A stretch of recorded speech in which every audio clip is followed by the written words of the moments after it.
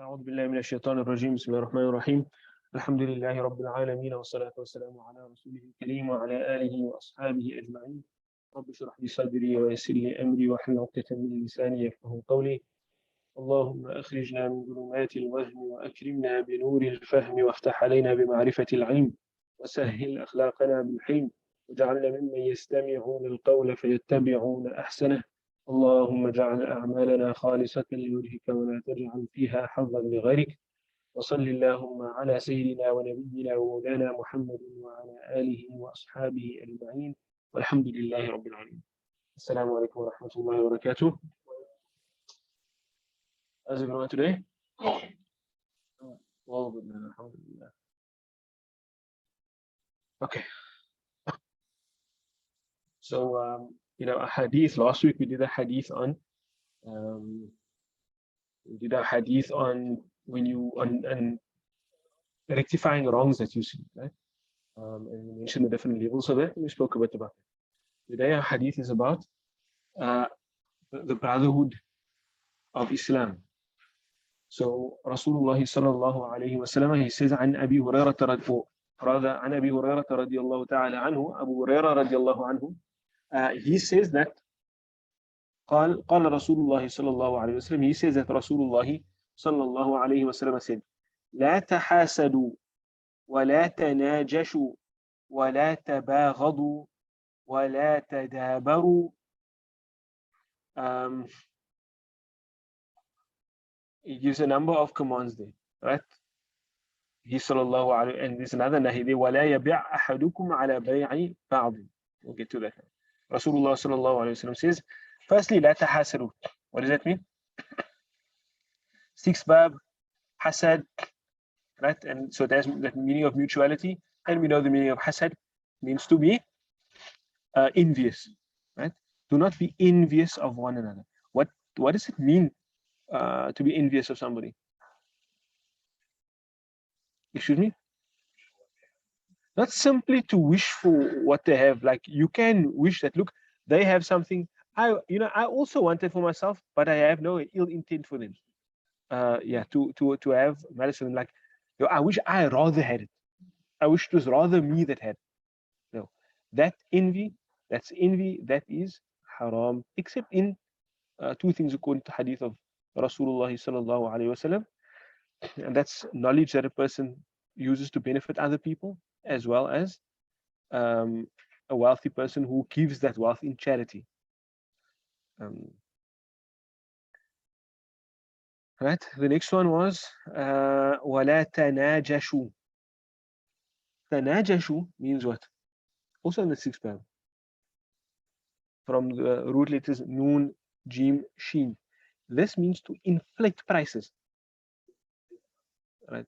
So Rasulullah says, don't like inflate prices amongst each other. Like don't make things difficult for each other by inflating prices for each other. Obviously, if something is expensive and you have to charge a high price, that's not the problem. The tanajush is about like when you purposefully make a price higher. Well, not on account of any need from your side to do that, but simply on account of you're just wanting to extort whatever you can get from a person. There I must say that there is no principle in the Sharia that says, that caps a percentage of profit that you can make of something. Some people think that is the case. That's it. Some people would say that you can't charge more than 100% profit on something, or you can't charge more than 200% profit on something. There's no such rule. There's just a general principle that you shouldn't artificially inflate prices for another. So what's your yardstick over there? The yardstick over there is that in a trade there must be taradi. Right? In Islamic law, whenever we have a trade, we want it to be taradi. What's taradi? Mutual happiness. Riba from both sides. We want it to be taradi. So you shouldn't do such things that will leave your trades void of that. What can such things be? If I know something is in need of people and I have a monopoly over that thing, I can set the price whatever I want to. They'll have to pay me because they need it. But if you know that people are not, you're not setting that price on account of on account of the need that arises out of the product, but you're setting it simply because you can, because of your monopoly, then you should consider what people are willing to pay as reasonable. Is that fard for you? This is now from your own virtue, right? From your signs of your virtue. However, hoarding things with the intention of monopolizing a market, that's haram. That is haram, right? Or intentionally monopolizing a market so that you can extort people, that is haram. That is haram.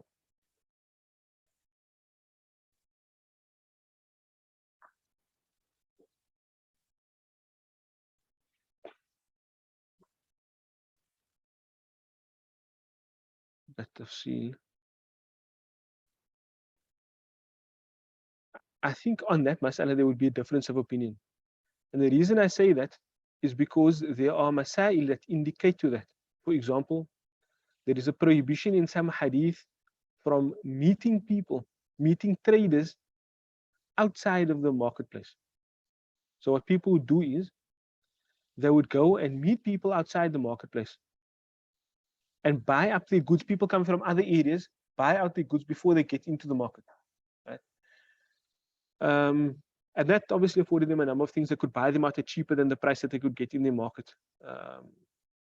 It would allow them also to monopolize the price of things inside the market and all of these things. But generally, scholars say when it's not a matter wherein people have a need, then it's not prohibited to meet them outside. So I think there would be ikhtilaf in there, but I can't give you a definitive ruling, right? I don't know. So لا تناجشوا, do not artificially inflate prices for one another. ولا تباغضوا. Bughd is what? Hatred. So لا تباغضوا, do not hate one another. ولا تدابروا, and do not لا تدابروا is your back. Idbar means to turn your back to somebody. So لا تدابروا, this is mutuality. Do not turn your backs to each other. Meaning, don't cut each other off. Don't stop speaking to each other or things like that. ولا تدابروا. ولا يبيع أحدكم ولا يبيع بعضكم على بيع بعض. And do not sell. Or let some of you not sell. This is a nahi. لا يبيع. But the nahi is supposed to start with the ta, isn't it? The verb is باع يبيع. باع يبيع. So the nahi is supposed to be لا تبع. But because here we have it with a ya, I know it's a nahi, but for the third person. Like remember we had before amr for the third person. We had that lam with the sukunan. So for the a nahi for the third person, you don't have that kind of lam or anything like that. It's just that instead of the ta at the beginning, you will have a ya or something else. Right? So here we have la yabi' ba'dukum. How do you translate that now? If you translate a amr for the third person as he should not or let him not. Sorry. Let him, he should or let him, right? So yeah, this one you'll say, let him not or he should not, right? So la yabi' ba'dukum. Some of you should not, or let some of you not trade ala bay'i ba'din. Ala upon bay'i, the trade of ba'din, of some. Let some of you not trade upon the trade of some. Or what it means is, when somebody has agreed a trade with another person, don't cut into their trade by going to the person and making them a higher offer or selling them something at a lesser price.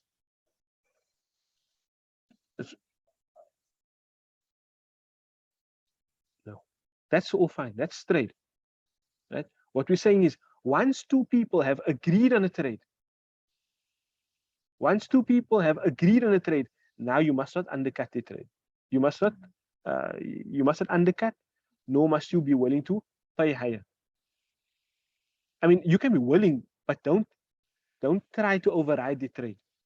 Don't trade upon his trade. Right? And this principle applies across the board. If something is still in the haggling phase, people are still they haven't agreed on a trade, they're negotiating, then you can enter negotiations, but you cannot enter once there's a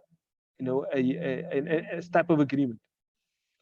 Similarly, if one person proposes to another, a male proposes to a female, you should not, it is impermissible to propose to that same female. If they have accepted that proposal, they're not yet married or whatever, that's a form of entering their contract. No, like if people are suggesting, here's this person, here's that person, oh, I know you met that person, but there's no agreement in any way, then it's fine.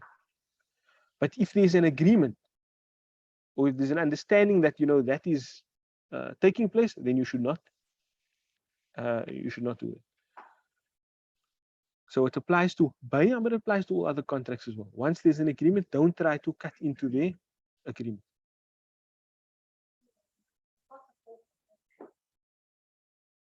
There's no agreement.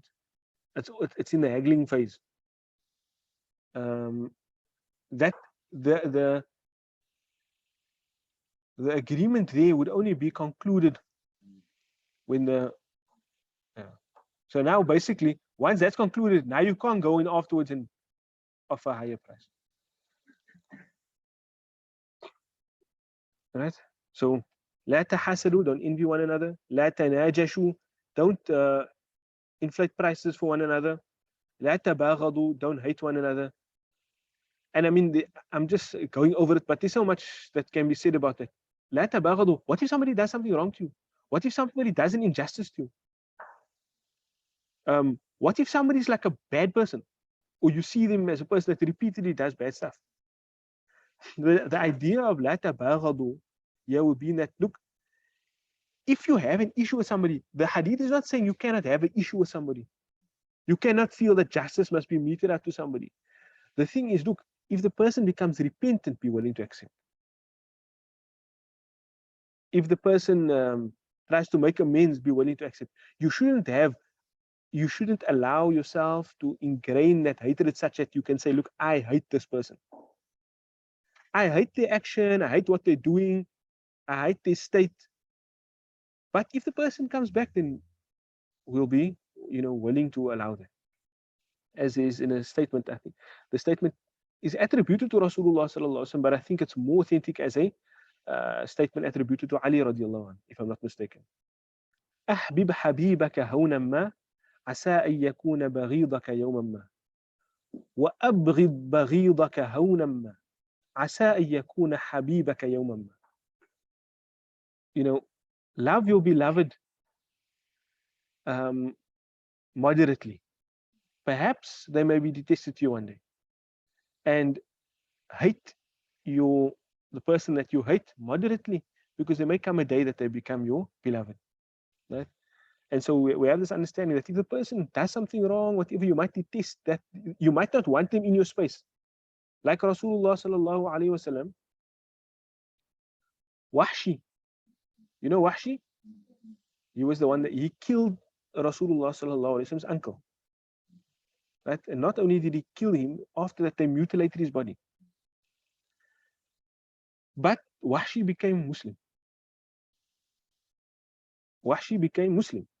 But Rasulullah sallallahu alaihi wasallam asked him, like he accepted his iman and his, his repentance or whatever, but he just asked for him not to be in his space, because obviously, that would remind him of that state, and obviously being reminded of that may evoke within you a sense of hatred. So, there can be a source of negativity that you abstain from, but you shouldn't hate the person such that you want bad for them. Such that you want bad for them. Right? This is now Rasulullah sallallahu alaihi wasallam speaking about the interaction of Muslims with each other. Right? وَلَا تَبَاغَضُوا وَلَا تَدَابَرُوا. Don't give each other the cold shoulder. If you are angry with somebody, can you not speak to them? Not for longer than 3 days. Right? You should not make hijrah of your brother for longer than 3 days. وَلَا يَبِعْ بَعْضُكُمْ عَلَى بَيْعٍ. That's not clear, right? وَكُونُوا عِبَادَ اللَّهِ إِخْوَانًا. So all of those were nawahi, those were prohibitions. Now Rasulullah sallallahu alaihi wasallam says, وَكُونُوا عِبَادَ اللَّهِ إِخْوَانًا. Be all of you slaves of Allah. Kunu, be, the command there is be. Kun, plural, kunu. Kunu, be. What must your state be? What must your nature be? Kunu ibad Allah. Be slaves of Allah, ikhwanan, as brothers. Be slaves of Allah as brothers. So the understanding is that your expression of your being a slave of Allah subhanahu wa ta'ala is that you are a brother to all of the other slaves of Allah subhanahu wa ta'ala who are doing the same. In Rasulullah, so he's connecting that ukhuwah to being ibad of Allah.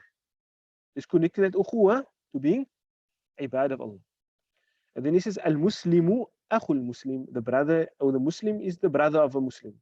لا يظلمه ولا يخذله. لا يظلمه. He does not do an injustice to him.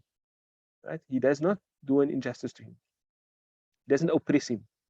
ولا يخذله. He does not belittle him. Or you can say to belittle him or to let him down. He doesn't let him down. ولا يكذبه. He does not lie to him. He does not lie to him. ولا يحقره. Nor does he belittle him. So okay, so the khadlan is like when you let him down rather. ولا يخذله, and then ولا يكذبه ولا يحقره. He doesn't belittle him. Like what would be a form of of ihtiqaru shay. If I see a person, they're a believing person, now I think, okay, you just do that, or so, I think less of you maybe on account of some other factor. Because if the only thing you're looking at is the fact that they are Muslim, then that's an extremely valuable thing. You have no reason in that to look down upon them. But now if you look at secondary things, this is your standing in society, that's your occupation, whatever the case may be, and you look down upon them on account of that, that is ihtiqar. That is, diminishing the value of something. So this la yahqiruhu means do not belittle him, do not diminish their value. Do not diminish the value. And many things could be the reason for this. You can look at the person's race, you can look at the person's occupation, you can look at the person's social standing, you can look at, there's many things that can be the reason for a person doing this ihtiqar. But if a person is a Muslim, you should not look down upon them. Then Rasulullah sallallahu alayhi wa sallam said, At-taqwa ha-huna.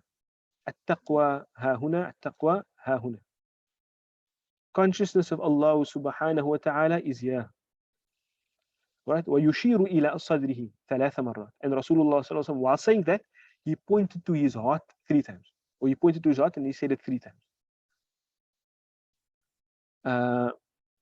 So what's he saying? Taqwa, what does it say? At-taqwa ha-huna. Is it saying taqwa is not on your limbs? No, it emanates from you. Your limbs can be doing the actions of a muttaqi, but it can also not be taqwa. Like a person who prays salah with riyah. That's not taqwa. Right? The taqwa emanates from you. This is the place that needs to be sound, and everything else will be sound. بِحَسْبِ امْرِئٍ مِنَ الشَّرِّ أَن يَحْقِرَ أَخَاهُ الْمُسْلِمِ. Rasulullah sallallahu alaihi wasallam repeats. He says, بِحَسْبِ امْرِئٍ. It is sufficient for a believer. بِحَسْبِ امْرِئٍ مِنَ الشَّرِّ. Or it is the sufficiency of a person in terms of evil. Right? It is enough evil for a person. أَن يَحْقِرَ أَخَاهُ الْمُسْلِمِ. That he looks down upon his believing brother or on his Muslim brother. It is sufficient evil for a person. Meaning, if you want to consider if you have enough evil to be considered evil, Rasulullah sallallahu alaihi wasallam is saying it's enough of an evil thing for a person to look down or to belittle his Muslim brother. كل المسلم على المسلم حرام. Every Muslim is haram for another Muslim. What he means haram here, the next part of the hadith explains it. Damuhu, meaning damuhu haram. كل المسلم على المسلم حرام. What about the Muslim is haram? دم المسلم حرام. وماله حرام. وعرضه حرام. His blood, meaning his life, is haram. It's sanctified here. It's sacred. That's when it says haram, it means that doesn't mean it's like bad. It's prohibited. It is sanctified. It's sacred. It's prohibited for you to do an injustice against that thing. His dam means his life, right? وماله, his wealth. عرضه, his honor. All of those things are sacred. They should be sacred to another Muslim. They should be sacred to another Muslim. So yeah, this hadith is pretty straightforward. Oh, but how difficult to enact. Huh? What does it mean for a person's ird to be haram? You should never act in such a way that will jeopardize that person's honor. Now, how can you do that? Speaking bad about the person. Sometimes you don't even speak. You're not speaking is doing that. That guy. Huh? Right? So Rasulullah sallallahu alaihi wasallam told us a number of things here. But the gist of it is, every other Muslim, every other believing person, you must treat him like your brother. And if you want a summary of it, love for your brother, what you love for yourself. So everything that is sacred to you, you should, deem it sacred of your brother, and you should want it for him as well. Any questions on that? I think what we must do is, if no questions, make an intention to take them one at a time and practice. Next.